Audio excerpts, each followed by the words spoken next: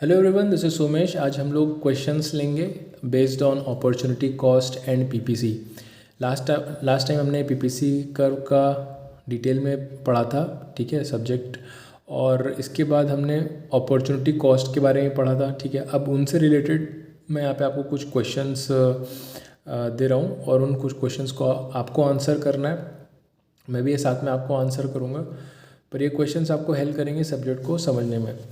अभी क्या है, पहला क्वेश्चन बन क्या है, in figure A.1 rotation of the PPC from AB to AB1 shows what. तो ये जो AB से AB1 की तरफ हम जा रहे हैं, ये क्या शो करता है, गुड A और गुड B। तो ये आपको बताना है। देखो यहाँ पे हो क्या रहा है, पीपीसी कर्व शिफ्ट तो हो रहा है लेकिन सिर्फ B से B1 की तरफ, A पे वही है। तो इसका मतलब ये है कि B से B1 की तरफ शिफ्टिंग हो रही है, मतलब there is growth of resources, ठीक है। रिसोर्सेज में ग्रोथ हो रही है या फिर टेक्नोलॉजी एफिशिएंसी बढ़ रही है, या तो रिसोर्स बढ़ रहे हैं या एफिशिएंसी बढ़ रही है, लेकिन किसकी, B की, A की एज इट इज़ है। तो इसका ये आंसर है। The shape of PPC change, जो शेप है पीपीसी का चेंज क्यों होता है, शेप क्या है, इंक्रीजिंग शेप है, किसकी वजह से, मार्जिनल अपॉर्चुनिटी कॉस्ट की वजह से, मार्जिनल अपॉर्चुनिटी कॉस्ट बढ़ रही है। नेक्स्ट क्या है, when can PPC be straight line, क्या स्ट्रेट लाइन में हो सकता है, मतलब एक सीधी लाइन हो सकती है अगर मार्जिनल अपॉर्चुनिटी कॉस्ट क्या हो जाए, कांस्टेंट हो जाए। आपको पता है मैंने, बढ़ती रहती है कॉस्ट, तो ये जब कांस्टेंट हो जाएगी तो स्ट्रेट लाइन बन जाएगा। Problem of resources allocation is automatically solved in A free economy. तो क्या जो फ्री इकोनॉमी होती है, इकोनॉमी में आपने पढ़ा था free economy, mixed economy, controlled economy. तो उसमें जो फ्री इकोनॉमी, क्या वहाँ पे problem of resource allocation, resource allocate करने की जो प्रॉब्लम है, क्या वहाँ पे ऑटोमेटिकली सॉल्व हो जाती है। तो इसका आंसर है यस, क्योंकि वहाँ पे कोई भी कंट्रोल नहीं होता किसी का। वहाँ पे जो डिमांड एंड सप्लाई होती है, उसके फ्री फोर्सेस से रिसोर्स ऑटोमेटिकली एलोकेट होते हैं। कितनी डिमांड है, कितनी सप्लाई, उसके अकॉर्डिंग आपके सारे रिसोर्स एलोकेट होंगे। नेक्स्ट क्या है, distribution of income is related to which central problem.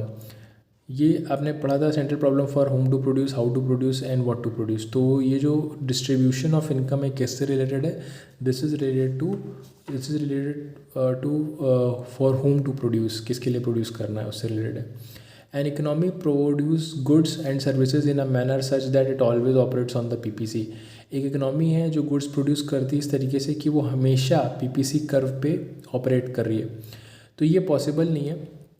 अगर मान लो उसके रिसोर्स तो फुल्ली यूज़ हैं, अगर मान लो, ठीक है, लेकिन अगर उसकी एफिशिएंसी नहीं है, an economy produces goods and service in a manner such that it always operates on the PPC.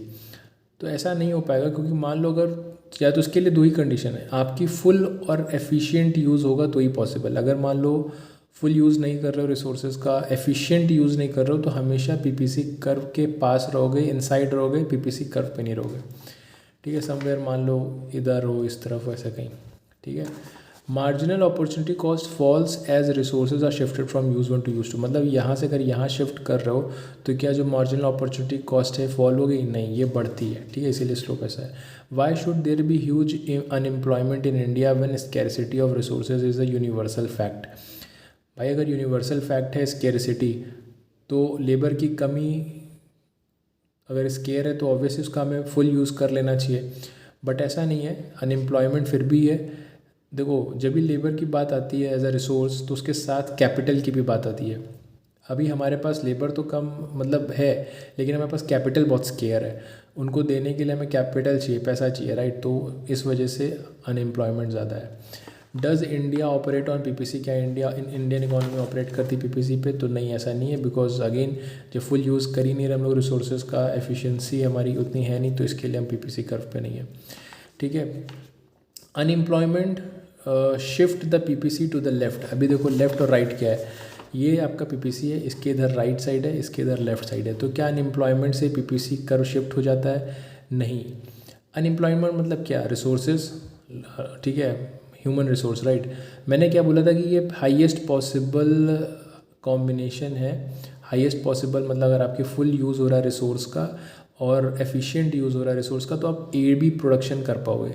अब आप बोल रहे हो कि आपके रिसोर्स अनएम्प्लॉयमेंट है, तो अनएम्प्लॉयड मतलब फुल यूज़ नहीं हो रहा रिसोर्स का, तो ऑब्वियसली शिफ्टिंग नहीं होगी ए बी की, ठीक है। आपके पास रिसोर्स हैं, ठीक है, आप ये हाईएस्ट पॉसिबल कॉम्बिनेशन, आपका यूज़ नहीं हो रहा, तो यूज़ नहीं हो रहा तो उसकी वजह से एक्चुअल आउटपुट कम हो जाएगा, शिफ्टिंग नहीं होती पीपीसी की, ठीक है। नेक्स्ट क्या है, why should there be huge, ठीक है, हम लोग देखिए does India operate on PPC, unemployment हो गया।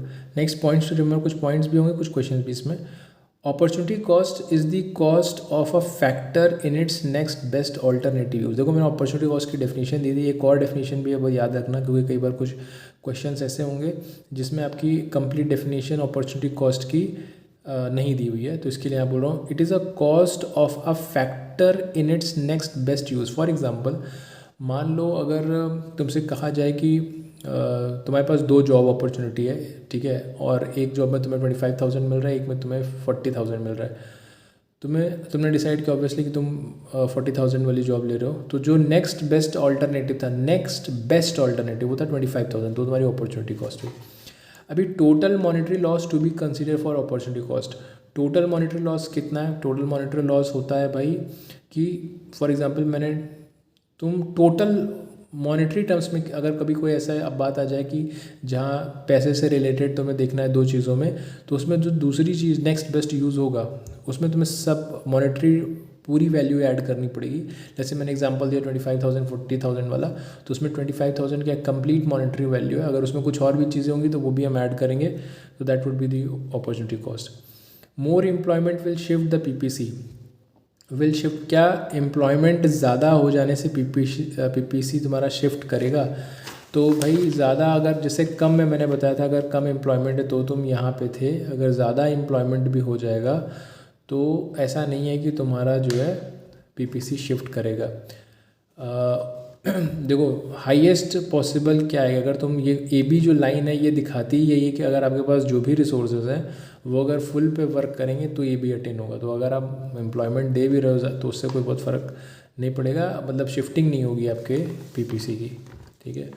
स्किल डेवलपमेंट से क्या पीपीसी पे शिफ्टिंग होगी? स्किल डेवलपमेंट मतलब क्या, जो भी रिसोर्सेज हैं उनकी एफिशिएंसी बढ़ रही है, तो हाँ शिफ्टिंग होगी राइट साइड में।